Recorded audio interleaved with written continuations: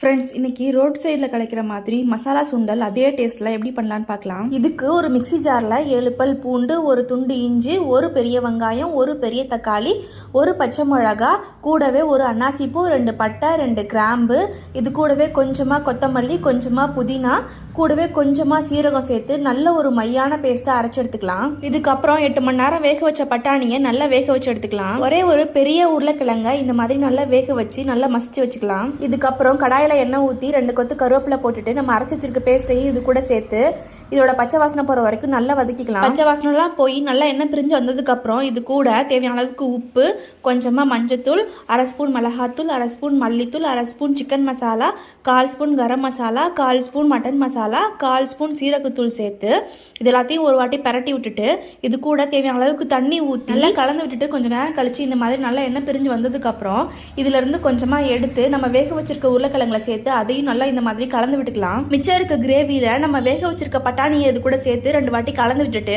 ஏற்கனவே ரெடி பண்ணி வச்சிருக்க உருளைக்கிழங்கு மசாலாவையும் இது கூட போட்டு அதையும் நல்லா கலந்து விட்டுட்டு நம்ம பட்டாணி வேக வைக்கும்போது கொஞ்சம் தண்ணி இருந்தது அதையும் இது கூட சேர்த்து நல்லா கலந்து விட்டுட்டு ஒரு 2 கொதி வந்ததுக்கு அப்புறம் கடைசியாக இதில் கொஞ்சமாக கொத்தமல்லி சேர்த்து இதை இறக்கிக்கலாம். அவ்வளோதான் ஃப்ரெண்ட்ஸ், சூப்பரான கடையில் கொடுக்குற மாதிரியே சேம் டேஸ்ட்டில் மசாலா சுண்டல் ரெடி ஆகிடுச்சு.